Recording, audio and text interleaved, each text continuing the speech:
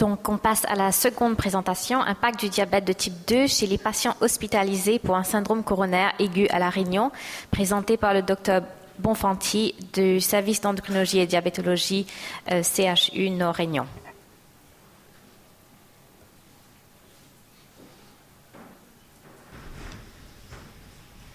Bonjour.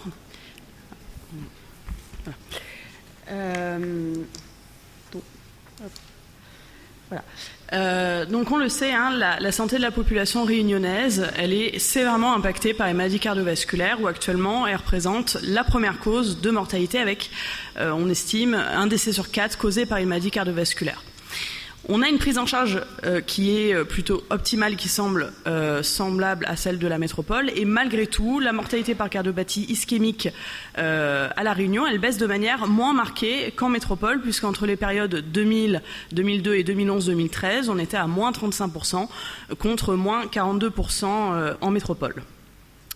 Au niveau de la prévalence du diabète, on a un taux, une prévalence brute qui est estimée à 7,4% sur le territoire et en valeur standardisée, on est à 10,2%. Donc ça représente 64 400 patients qui sont traités pour un diabète sur l'île, avec donc des taux qui sont presque 2 fois supérieurs à ceux de la métropole où on est actuellement à 4,99%.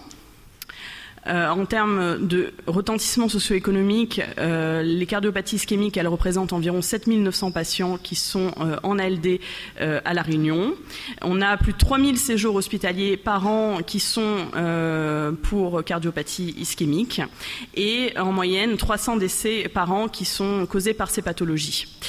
Donc, au total, on sait que c'est quelque chose d'extrêmement important qui va vraiment impacter la santé de nos patients, mais on manque de données pour vraiment caractériser le phénotype des patients diabétiques qui vont faire des événements cardiovasculaires. Donc, le but de l'étude, c'était de caractériser les principaux facteurs de risque cardiovasculaires chez les patients réunionnais qui étaient hospitalisés pour un infarctus du myocarde, et bien sûr, puisque c'était une étude menée par des diabétologues, avec une attention un peu plus poussée pour les patients diabétiques de type 2. Donc c'est une étude rétrospective. On s'est basé sur les registres PMSI des deux CH basés sur l'île, donc CHU de Saint-Denis, CHU de Saint-Pierre. On a recueilli donc les dossiers des patients qui avaient été admis dans l'un de ces centres pour un syndrome coronarien aigu. Donc au départ, on avait 1026 patients.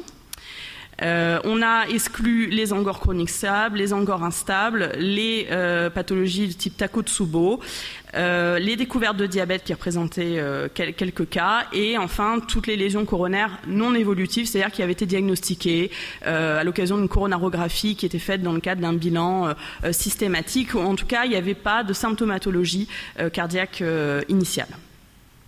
Donc on a recueilli les caractéristiques phénotypiques des patients, donc leur âge, leur sexe, leur IMC, leurs antécédents, notamment l'existence d'un tabagisme, d'une hypertension artérielle connue, d'un diabète à ce moment-là, son ancienneté, leur statut rénal et l'existence d'une dyslipidémie qui était connue à l'admission ou pas.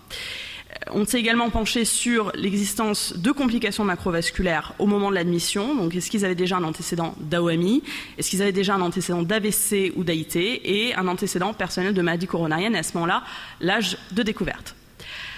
On a également regardé les antécédents familiaux de maladies coronariennes précoces, leur traitement d'entrée, leur bilan lipidique, leur fonction rénale, le type de syndrome coronarien aigu qu'ils avaient présenté et l'existence d'un choc cardiogénique à l'admission. Enfin, on s'est penché sur la prise en charge initiale et le taux de survie précoce.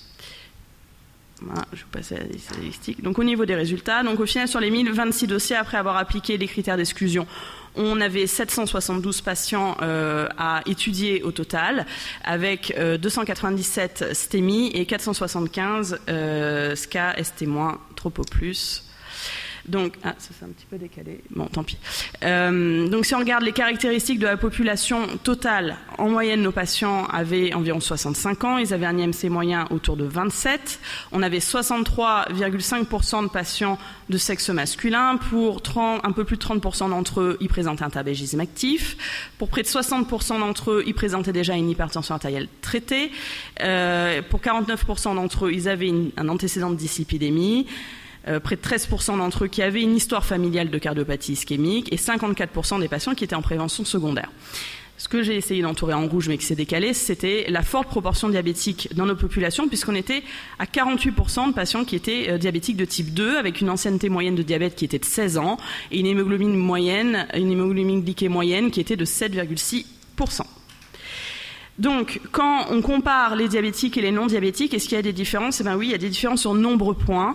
En moyenne, nos patients diabétiques, donc en rouge, sont un peu plus âgés que les non-diabétiques. Ils ont un IMC moyen un peu plus élevé et on a une proportion moindre de sujets masculins dans la population diabétique par rapport aux non-diabétiques.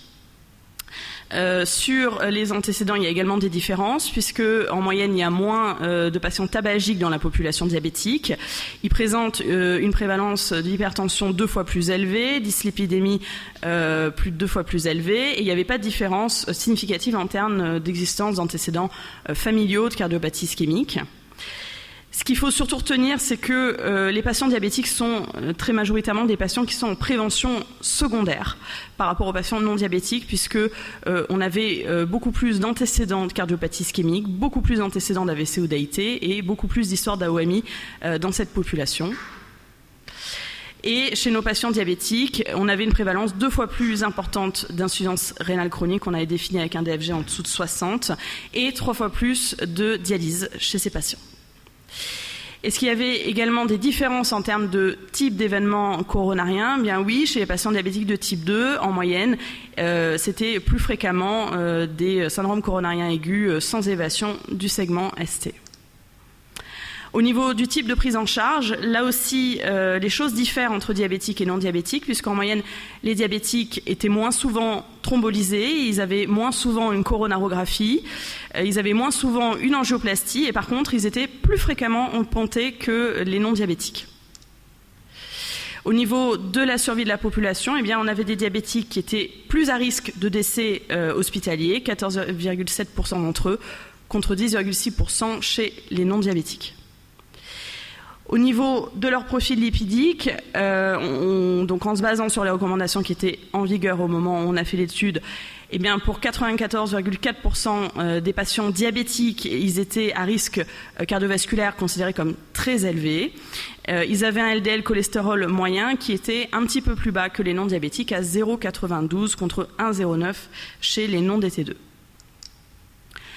Même s'ils avaient un LDL cholestérol en moyenne qui était un petit peu moins élevé, eh bien, si on se penche sur le fait qu'ils aient atteint ou pas leur objectif de LDL cholestérol, eh bien, on se rend compte que pour plus de 45% d'entre eux, ils ne sont pas à l'objectif de LDL cholestérol, tout niveau confondu. Et quand on se penche sur la classe très majoritaire des patients à risque cardiovasculaire très élevé, eh bien là, pour un peu plus de 40% d'entre eux, ils n'ont pas non plus atteint leur objectif de LDL cholestérol, c'est-à-dire en dessous de 0,7 g par litre. Enfin, une dernière diapo au niveau des résultats. Si on se penche sur le type de traitement qu'avaient ces patients diabétiques, eh bien, on a seulement 46,5% d'entre eux qui sont traités par metformine. On a presque la moitié de nos patients qui étaient déjà sous insuline.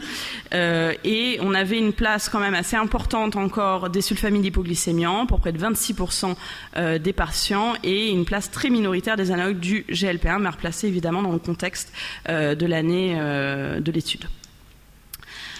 Donc, en conclusion, les facteurs de risque cardiovasculaire les plus souvent retrouvés dans nos populations réunionnaises et peut-être dans la population mauricienne, ça c'est vous qui allez me le dire, sont le diabète de type 2, l'hypertension artérielle, la dyslipidémie. Et parmi les diabétiques de type 2, eh bien, il existe des différences puisqu'on a plus de femmes, on a plus d'hypertension artérielle, plus de dyslipidémie chez les non-diabétiques, et pour plus de la moitié d'entre eux, ils sont déjà en prévention cardiovasculaire secondaire, ils ont déjà une complication athéromateuse et pour plus de la moitié d'entre eux, ils ont également déjà une fonction rénale altérée. Donc au total, on a des diabétiques de type 2 dans notre île qui sont à très haut risque cardiovasculaire et même s'ils ont un niveau de LDL cholestérol moyen qui est en dessous de 1 g par litre, eh bien assez souvent, ils ont un traitement insuffisant de leur dyslipidémie. Donc, il ne me reste plus beaucoup de temps, je vais aller vite. Au niveau, si on compare un petit peu notre étude à des registres métropolitains qui avaient un petit peu le même design, eh bien on se rend compte que En moyenne, nos patients étaient un petit peu plus âgés. On avait une proportion plus importante de femmes. Là, je parle pour la population totale. Je vous rappelle, nous, on était à un peu plus de 35%. Là, on est à 25% de femmes. Et surtout, des différences en termes de répartition des facteurs de risque cardiovasculaire, puisqu'on avait nettement plus de patients qui étaient hypertendus. On avait plus de patients qui présentaient une dyslipidémie et plus de diabète, puisque je vous rappelle, nous, c'était 48% de patients diabétiques dans notre population. Et dans FAST-MI, on en était à 16,5. Ça, je vais passer. Il me reste plus beaucoup de temps. Et juste, voilà, une dernière chose pour conclure. Au niveau de la place des traitements médicamenteux, si on se penche sur les recommandations de l'ADA, le ASD en 2018, après, évidemment, donc la metformine, il y avait une place de choix qui avait été faite pour les analogues du GLP-1 et les inhibiteurs SGLT2. Je vous rappelle, chez nous, c'était une place très minoritaire, une fois de plus à remettre dans le contexte de l'année, puisqu'on était à ce moment-là en 2016. Et même les recos ESC, EASD en 2019 qui sont allés encore plus loin en mettant en première intention les analogues du GLP-1 et les inhibiteurs SGLT2. Donc vraiment des choses à reconsidérer dans notre pratique, même si malheureusement pour les inhibiteurs SGLT2, actuellement, on ne les a pas en disponibilité sur le marché. Voilà, je vous remercie.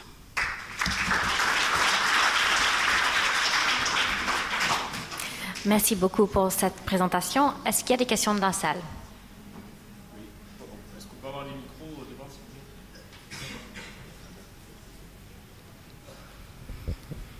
vous plaît? Oui, bonjour chers consoeurs. Moi, ce qui m'interpelle, je ne sais pas après au niveau éthique si vous pouvez entrer ce critère dans l'observation. Ce qui m'aurait intéressé de voir chez tous les patients que vous avez étudiés, c'est d'avoir le pourcentage de ceux qui sont en dessous du seuil de pauvreté, de ceux qui sont entre le SMIC et 1,5 SMIC et ceux qui sont au-dessus. Et là, les résultats auraient été très pertinents, voire limite gênants, on va dire. Voilà. Oui, non, mais ça, c'est clairement une donnée qui nous intéressait vraiment. Et c'est quelque chose qui a été... ça fait partie des frustrations quand on fait des études rétrospectives. C'est que ça, clairement, on n'y avait pas accès dans les dossiers médicaux qu'on avait sur le CHU. Donc, mais oui, ça aurait été quelque chose d'extrêmement intéressant. Alors, il y a une chose qui est protégée par le diabète en termes de risque cardiovasculaire, c'est l'anévrisme de l'aorte. Il y a beaucoup moins d'anévrisme de l'aorte chez le diabétique que chez le non-diabétique. Deux explications possibles. La première, c'est une calcification des parois. Je pense que c'est la bonne. La deuxième, plusieurs études chinoises ont essayé de démontrer que la metformine ralentissait l'évolution des anévrismes, voire empêchait le développement des anévrismes. Mais a priori, c'est pas la bonne solution. D'autres questions? Juste, je voulais vous faire quelques... C'est par là, je suis par là. Donc, sur le plan cardiologique, peut-être ce qui serait intéressant, si vous avez accès à cela, c'est peut-être de reclasser vos patients en fonction de la nouvelle nosologie, c'est-à-dire ST+, ST-, trop au plus, trop au moins, plutôt que STEMI, non-STEMI, encore stable. C'est déjà une nosologie qui est caduque maintenant. Donc pour classer vos patients, parce qu'on sait que ça pourra vous permettre d'identifier des patients au risque ou à faible risque. Et deuxièmement, le facteur de risque, peut-être le pronostic le plus important, c'est la prévalence de la dysfonction ventriculaire gauche. Est-ce que vous avez une idée de la fraction d'éjection chez ces patients, ceux qui avaient ou pas une insuffisance cardiaque? Non, mais à culpa, malheureusement, ça c'est des choses qu'on n'a pas regardées. Mais bon, et donc toujours pour notre audience, donc en pratique, votre étude elle est intéressante parce qu'elle donne une photographie de cette population qui a très haut risque cardiovasculaire. Donc qu'est-ce que ça a changé dans votre pratique et qu'est-ce que ça doit changer dans la pratique des gens qui sont là? C'est-à-dire comment gérer le risque pour éviter la récidive, puisque 50% de vos patients ou 60% sont en prévention secondaire. Donc qu'est-ce que ça a changé dans votre pratique? C'est ça, c'est que quand on voit un diabétique qui a déjà une complication athéromateuse, il faut vraiment l'aiguiller en fait vers une prise en charge cardiologique s'il n'a jamais eu une première consultation avec un cardiologue, et donc discuter en fait tout ce qui est test d'ischémie, dépistage, etc. Non, je vais être plus précis, mais est-ce que par exemple maintenant dans le service, tous les gens qui sont en prévention secondaire, ils sortent avec des analogues du GLP-1? Est-ce que vous rajoutez de l'éséthymie puisque ce n'est pas l'objectif avec une statine? Est-ce que vous faites du dépistage par exemple plus agressif de la tension? l'hypertension? Est-ce que vous proposez une double antiagrégation plaquettaire au vu des résultats de l'étude Thémis? Est-ce que vous prolongez la prescription d'un anticoagulant à faible dose? C'est-à-dire, est-ce que ça a changé dans votre pratique et qu'est-ce que ça doit changer pour les Oui, ça a changé ma pratique. Alors moi, c'est vrai que je m'axe plus sur le traitement antidiabétique et en effet, les analogues du GLP-1, personnellement, c'est quelque chose de systématique chez ces patients-là. La seule chose qu'on voudrait, c'est que justement, pour mettre en place ce genre de traitement, que nos confrères cardiologues puissent nous adresser plus fréquemment les patients. C'est pas qu'ils le font pas, c'est qu'il n'y a pas toujours les possibilités en termes de réseau, en termes d'affluence de patients, c'est pas toujours possible de tous les gérer, mais clairement, c'est des patients qui doivent être fléchés vers nous pour qu'on puisse optimiser leur traitement. Non, je pense que ça reflète un peu ce qui se passe dans le monde entier. Même à Maurice, nos patients diabétiques sont très très à risque des problèmes cardiovasculaires et je pense que tout ça reflète un peu peut-être une inertie clinique. Donc on sait qu'il y a ces risques facteurs et on voit ces patients régulièrement et quelquefois on n'est pas assez agressif à contrôler ces risques. Donc à quelque chose à éviter. Donc je crois que votre présentation est très importante parce qu'elle doit envoyer un signal aux praticiens qui sont dans la salle pour leur dire qui dit diabétique dit patient à très haut risque, on le savait mais c'est encore plus vrai, vous avez des données de population parce que ces gens qui ont fait un événement referont des événements et que la meilleure façon de réduire ce risque d'événement c'est d'être agressif dans la prise en charge. Oui. Vous avez insisté, je crois que c'est important, les analogues du GLP-1, le contrôle lipidique, le contrôle tensionnel, c'est des choses que l'on connaît, mais ils ont véritablement du poids dans cette population-là parce que c'est les seuls moyens aujourd'hui à notre disposition. On n'a pas les anti-PCSK9, on n'a pas les inhibiteurs de SGLT2, donc il faut être agressif avec des moyens du bord. Voilà. Et ça c'est très important, votre message est très important. Très bien, merci beaucoup pour votre présentation.